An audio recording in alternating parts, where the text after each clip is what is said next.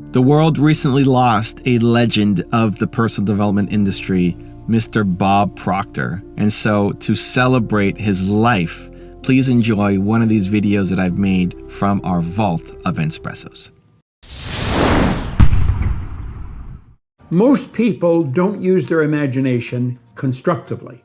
Most people use their imagination destructively. They imagine what they don't want. We've got to consciously and deliberately imagine what we do want. If we will take and sit down with a pen and ask ourselves, what do I really want? What do I really want? And write it down. And then make a written description of it in the present tense. Writing causes thinking. Thinking creates an image. And you get these images going, you're building a vision in your mind. It's the visionaries that's changed the world. Think of that. The fact that I can sit and look into this camera, and you can sit and look at me on your phone, or on your TV, or on your laptop. That was the result of somebody's vision. Do you know everything you've got, the clothes you wear, the house you live in, this microphone that's in front of me? It was all the result of somebody's vision. It's not an accident. You and I have a marvelous imagination. And everything starts with a vision. Van Gogh was asked how he did such beautiful work. He said, first I dream my painting, and then I paint my dream.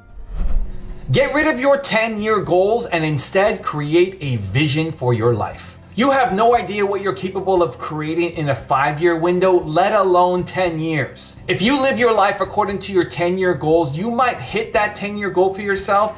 I just think it's small compared to what you're capable of. So I'm here in Los Angeles. I just came back from meeting Jay Abraham, a friend of the channel, amazing mentor for me. He's one of the first mentors that I learned from. Tony Robbins and Jay Abraham, their content I consumed a lot. And Jay's been the marketing mentor for Tony Robbins and Damon John and a whole bunch of different successful entrepreneurs. And we got to talking about plans and 5-year goals and 10-year goals. And I said on his podcast, I don't have a 5-year goal, a 10-year goal, because think about who you were 10 years ago. If I think about me, right now it's 2019 filming this video. If I think back to 2009, Evan, I just made my first video on YouTube, right? It's crazy to think that 2009 Evan could accurately predict where 2019 Evan is going to be. You just can't, not if you're growing. If you, in 2019 right now, or 2020 or 2021, whenever you're watching this video, if you can with any accuracy predict where you're going to be in 10 years, then you're playing small, then you're not growing. Just think about who you were 5 years ago, forget 10, 5 years ago, 2 years ago. You're a different person. If you're consuming, if you're learning, if you're getting better, if you're driving forward, you become a different version of yourself on a regular, continuous, ongoing basis. And so the danger is you can hit that 2-year goal, you can hit that 5-year goal, you can hit that 10-year goal. It's just small compared to what you're capable of.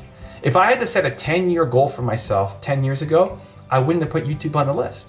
I would have done something else. And I would have gone down that path just because I wanted to hit my 10-year goal, and I would have missed out on this amazing opportunity in front of me called YouTube, making videos for you guys. Same thing now. If I put in my 10-year goal, I want to have 10 million subscribers on YouTube. That could be a good goal. But maybe 3 years in, I need to leave YouTube and go do something else because that's actually better in service of my mission. So it's not that 5 or 10-year goals are bad. It's a good kind of marking point for you, but you have to be willing to abandon the whole thing because there's something greater that serves your mission. I want to solve the world's greatest problem. I want people to believe in themselves more. That's what I want to do every day. I want to wake up and create meaningful work, right? Jay Abraham asked me, what do I want to do? What's bliss for me? Is waking up every single day and doing meaningful work that touches people's lives. That's what I want to do. And right now, that's YouTube. Right now, I have a break in my day, so I'm coming home and I'm filming YouTube videos for you because this furthers my mission. The minute that it stops or there's something more effective, I'm going to stop doing this and go off and do that.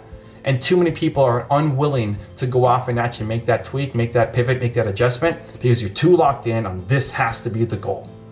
Goals are great. Mission is more important. Okay, so the next part then becomes, well, how do you find your mission? How do you find your purpose? I have a 3-step process: who, why, how. It's a topic of my next book called Built to Serve. You can pre-order the book right now if you guys want. You can get your copy of it. I'm gonna go through it quickly. Who, why, how. So who, figure out your most important core value. What is your one word? What is the most important core value to you? For me, it's believe. I wanna spread believe. I want you feeling believe after watching this video, after meeting Jay, after talking to anybody on the street. I want them to feel believe. That's always my intention. I may not hit it, but it's always my intention. For you, what is your most important singular core value? Next, we get to the why. The why is your purpose. Your purpose comes from your pain. The thing that you struggled with the most, when you felt the lowest as a human, you had no self-worth, or the lowest self-worth as a person. What was that thing? Your purpose for the rest of your life is to help other people who are currently going through that thing. There are lots of people who currently are who you used to be. There are lots of people who are currently struggling, who currently have no hope, and they currently are exactly who you used to be. And you got out. They need help. And every time you take a step to learning, to getting better, to improving yourself, you need to reach back and bring somebody up. And that's gonna be the thing that fills you up for life. You'll love helping everybody. We're built to serve. It's hardwired into us. You're built to serve. Serving and helping touches the same part of your brain as food and sex. You're built to serve. You're wired for it. But who you serve, if you find a younger version of you, or somebody who's behind on the path that you're already ahead on, helping that person rise up and get better will fill you up like nothing else. Your purpose comes from your pain. And then step 3 is the how. So who, why, how. Who is your one word, most important core value. 2, your purpose comes from your pain is your why. The how is, how do you do it? How do you help? How do you serve? How did you get out of the hole that you were in?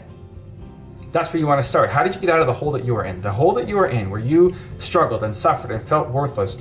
You're not maybe completely even out of it right now, but you're better off than you were before. How did you make that jump? How did you make that leap? How did you make that journey? What did you do? You can teach that now. You can show other people how to do it too. And as you continue to learn and get better and continue climbing up, again, you can reach back and help other people.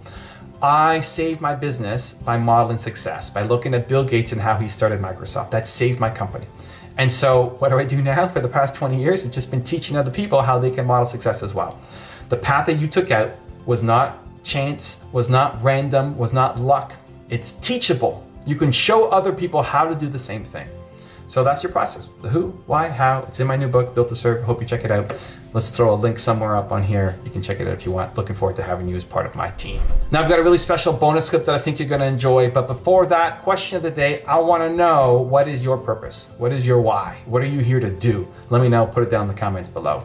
And if you promise to take action, you like this video, we don't just watch videos here. You promise to take action after watching it. Give me a hashtag believe down in the comments as well, and then go off and keep that commitment to yourself. Society and folks like me put an unfair pressure on people to have a vision, right? And I think that's true. We're not all Steve Jobs, and we don't all have big world-changing visions, to your point.